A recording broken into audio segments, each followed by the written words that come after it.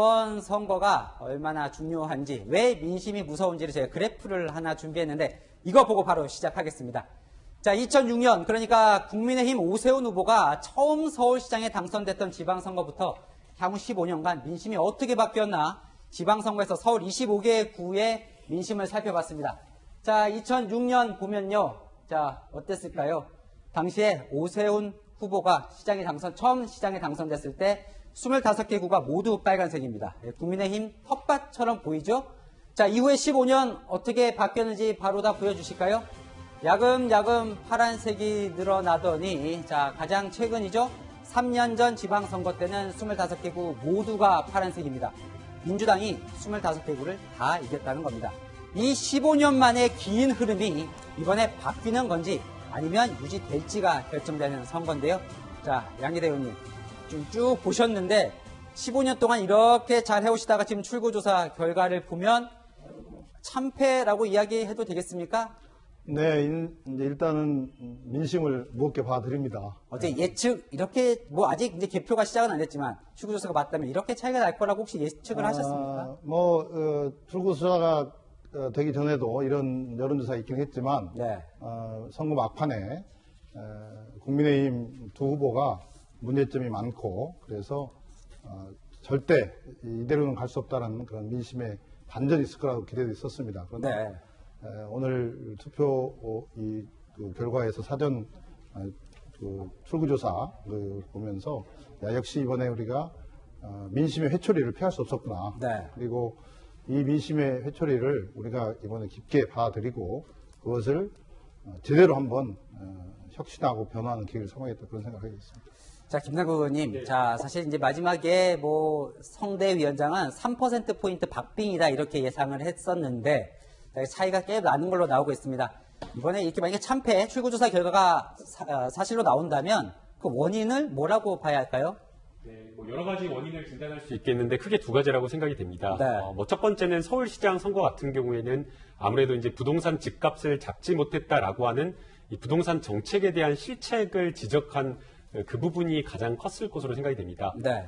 집값을 가진 분들은 집값 부동산 안정화를 위해서 여러 가지 이제 세제 정책을 쓰다 보니까 거기에 대한 반감이 또 있었고요. 네. 또 집을 가지지 못한 20대, 30대들 같은 경우에는 집을 가지지 못한 것에 대한 박탈감 이런 것들에 대한 불만과 분노를 이번 선거에 표출하지 않았나라는 생각이 듭니다.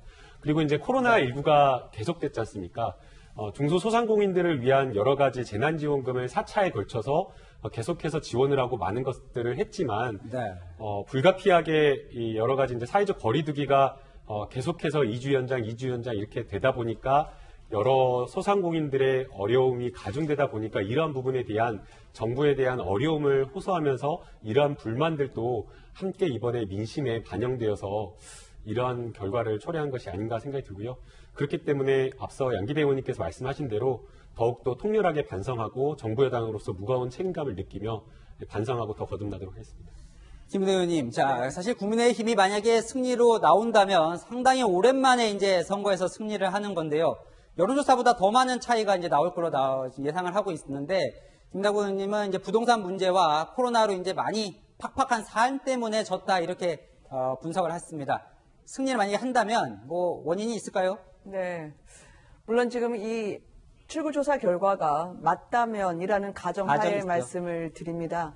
근데 저희도 사실 이 정도까지 표차가 벌어질 걸로 예상을 하지는 못했습니다. 한마디로 저는 민심이 무섭고 국민이 두렵기 시작했습니다. 저희 당이 잘했기 때문에 지지를 보내주신 게 아니라고 생각합니다. 저는 네. 이번 국민들이 이 정권에 대한 심판으로 선거를 규정지셨다고 생각을 합니다.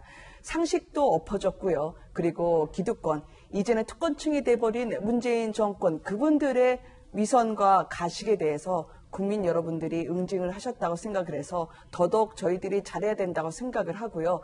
패자가 있는 싸움이었기 때문에 저희가 이렇게 한때 승리에 젖어서는 절대 안 된다고 생각을 해서 더더욱 가열찬 혁신과 변화 없이는 언제 또 저희가 회초리를 맞을지 모르기 때문에 더 숙연해지고 더 무거운 마음을 갖고 있습니다. 자, 김근식 기자님, 사실 1년 전에 출마했다 낙선한 경험이 있으신데 네. 1년 만에 민심이 많이 바뀐 걸 좀 어떻게 현장에서도 느끼십니까? 그렇습니다. 지역에서도 1년 사이에 이렇게 민심이 무섭구나라는 것을 실제 체감을 했고요.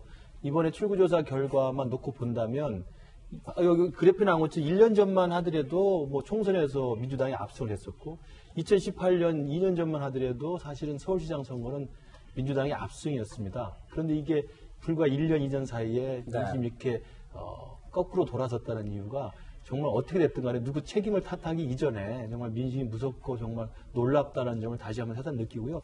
저는 금방 15년간의 서울시장의 이 그래프를 보면서 느끼는 게 2006년에 이른바 국민의힘 전신이었죠. 한나라당이 압승을 했던 이유는 저게 노무현 정부 말기입니다. 2007년에 대선이 있었기 때문에 노무현 정부 임기 말에 굉장히 정권 심판의 민심이 굉장히 강했습니다. 그래서 정권 심판이라는 민심이 서울시장 선거에 그대로 반영이 된 결과고 똑같이 2018년에 민주당의 전 석권했던 서울시장 선거도 저건 문재인 정권이 촛불의 힘에 의해서 집권한 초기입니다. 그러니까 문재인 정권에 대한 지지가 굉장히 강했던 시기였기 때문에 사실은 민주당이 압승을 했던 것인데 지금 오늘 2021년은 이제 문재인 정권의 말 아니겠습니까? 그러면 아까 김의원 의원 말씀하신 것처럼 정권 말에 가면 그 정권이 임기를 잘 채웠으면 정권에 대해서 재창출의 열기가 있지만 정권 말기에 가서 그 정권에 대한 실정과 실패를 국민들이 체감하게 되면 무서울 정도로 채찍을 들게 돼 있습니다. 저는 그래서 2021년 문재인 정부 4년 차, 이제 1년여 남은 상황에서 정권 심판의 바람이 민심에 큰 흐름을 탔다고